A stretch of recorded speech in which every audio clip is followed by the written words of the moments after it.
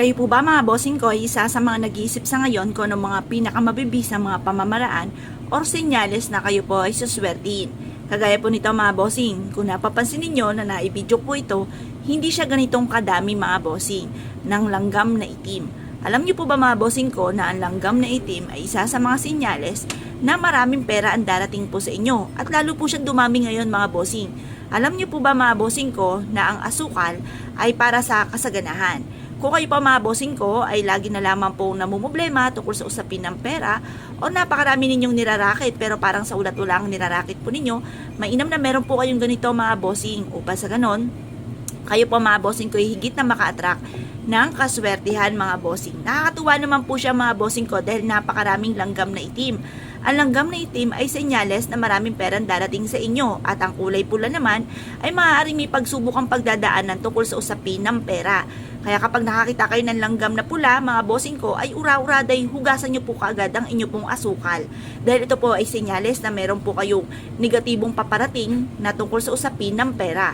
Pero kapag ganito naman po mga bossing ko ay kulay itim, hayaan nyo lamang po mga bossing ko na kainin ng kulay itim na langgam ang inyo pong asukal. Dahil ito po nga ay sumisimbolo ng kasaganahan at tagumpay sa buhay. Ngayon po mga bossing, pwede natin lagyan pa ito ng additional na pampaswerte para masigit tayo na swertihin mga bossing.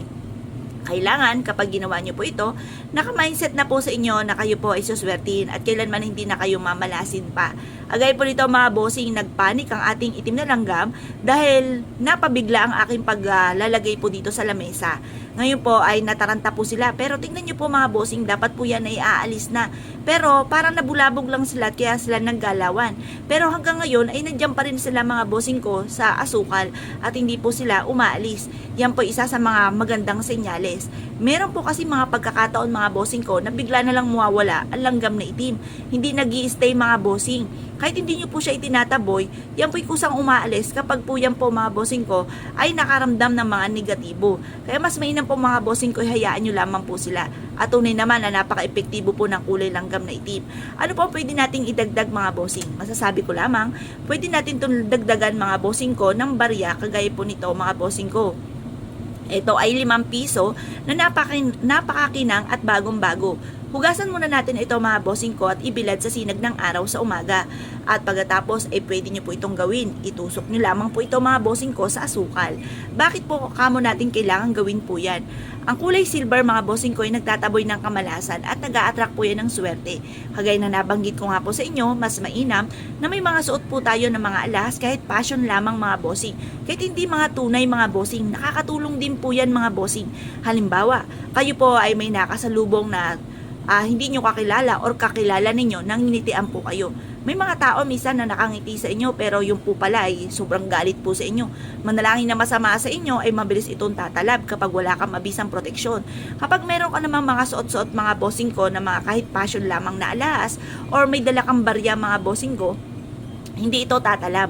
At kung wala ka namang ginagawa sa kanya, ay tatalbog ka agad ito sa kanila mga bossing. Kaya mainam meron kang proteksyon para hindi ka malasin mga bossing. At kagaya po naman ito mga bossing ko sa loob ng inyong tahanan. Kapag merong mga langgam na itim na ganyan mga bossing ko, hayaan nyo lamang po yan. At pagtapos ay tusukan nyo po ito ng barya para masigit po kayo na swertihin. Kaya kung kayo po naniniwala at naisyo po itong gawin, i-mindset nyo na kayo po magiging matagumpay. Harap na po kayo sa may silangan at subukan nyo po ito. Ilagay nyo po ito mga bossing ko sa inyo pong lamesa or kaya po mga bossing ko sa may gilid ng inyo pong, kung meron kayo mga lamisita po dyan, sa gilid ng inyo pong lamisita, pwede nyo siyang ilagay. At kapag ito ay nilanggam na itim, nako, senyales yan mga bossing ko, na kayo po ay suswertihin. Kapag langgam na pula, ay nako mga bossing, huwag ka na muna maglagay. Kayo po ay magdasal na huwag matuloy ko naman ang mga negatibo na maaaring darating tungkol sa usapin ng pera. Pero syempre mga bossing ko, ito ay sangkap lamang para tayo maging matagumpay. Numero 1 po dyan, sipag at tiyaga, double time sa pagkayot.